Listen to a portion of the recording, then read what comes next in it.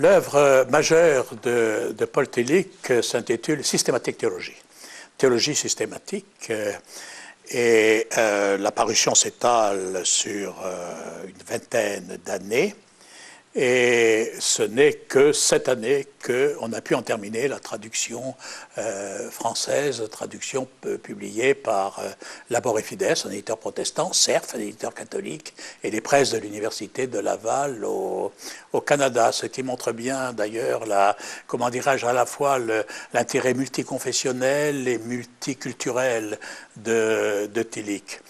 Je suis le traducteur de la plupart des volumes, sauf un, auquel j'ai collaboré, mais dont je ne suis pas le traducteur principal. Ça a été une œuvre, une traduction difficile, parce que c'est en allemand, il s'exprime en anglais quelquefois un peu approximatif, mais il pense en allemand. Et puis, c'est une pensée subtile, complexe. J'ai essayé de rendre ça dans un français clair et lisible. Ça m'a souvent posé de gros problèmes. Alors, il faut probablement donner une explication sur le titre, en particulier sur le mot systématique, qui est un mot qui n'a pas bonne presse. L'esprit de système, nous n'aimons pas ça. Le mot système, explique Tillich, vient du grec systéma. Et systéma, ça signifie exactement mettre plusieurs choses ensemble. Par exemple, quand on prend une souris d'ordinateur, un clavier, un écran et une box, et qu'on relie tout ça, on a fait un système. Et l'idée de la théologie systématique, c'est d'essayer de relier les différents domaines, pas seulement de la théologie aussi, mais de la philosophie, de relier une compréhension de l'être humain, une compréhension de l'histoire avec les grands domaines de la théologie. Et de manière significative, chacun des volumes de cette systématique, il y a 50 parties, comporte un titre double. C'est par exemple la raison et la révélation. Comment faire le lien entre raison et révélation? C'est l'être et Dieu. Comment faire le lien entre l'être et Dieu? C'est l'existence et le Christ. C'est l'esprit et la vie. C'est l'histoire et le royaume de Dieu.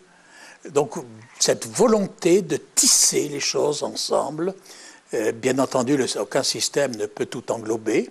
Le système dans la pensée de Tillich ne doit pas être quelque chose de figé, je reproche un peu quelquefois à Hegel, d'enfermé. C'est surtout des relations, des ponts, des va-et-vient.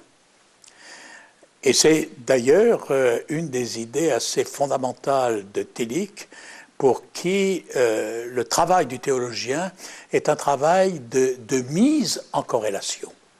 Corrélation des situations humaines avec la parole de Dieu.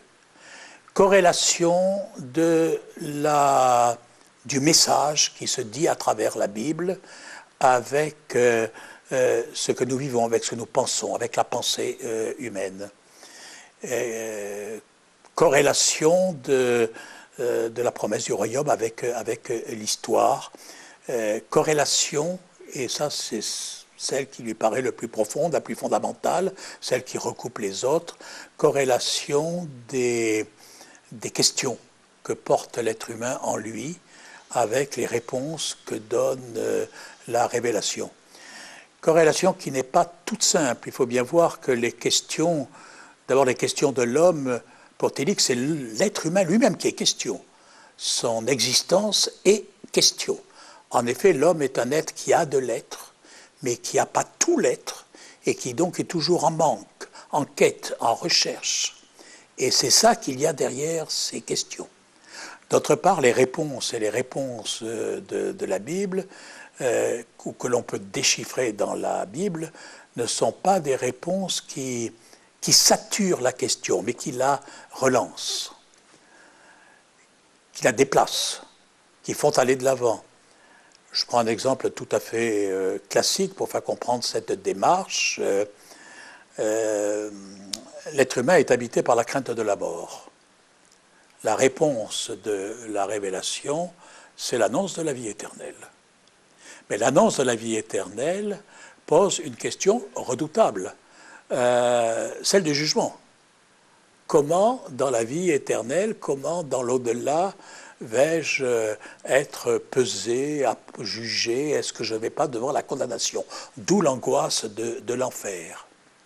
Le Nouveau Testament et la Réforme y a répondu par l'annonce du salut, que le Christ nous donne le salut, qu'il nous le donne gratuitement, qu'il nous accepte bien qu'inacceptable. Formule qui revient souvent chez Tillich pour définir l'Évangile. Être accepté bien que inacceptable. Mais cette réponse, alors, relance le problème du sens. À quoi sert ma vie si elle n'est pas mérite du salut? Et c'est l'angoisse de l'absurde, angoisse de la mort, angoisse de la faute et angoisse de l'absurde. Et la réponse qu'apporte le Nouveau Testament, c'est la perspective du sens donné à travers la notion de royaume de Dieu. Et puis on voit bien que la question peut rebondir et que peut-être aujourd'hui elle est en train de rebondir et que donc c'est à nouveau une autre réponse qu'il faut chercher dans l'Écriture. Cette idée de la question et de la réponse, ce n'est pas du tout les boîtes à questions qui étaient de mode quand j'étais dans les mouvements de jeunesse. Il y avait une question puis il y avait une réponse, puis c'était fini, on passait à la question suivante. Là, au contraire, c'est un va-et-vient continuel, c'est tout un cheminement auquel Tillich conduit, et théologie systématique, c'est une théologie en marche.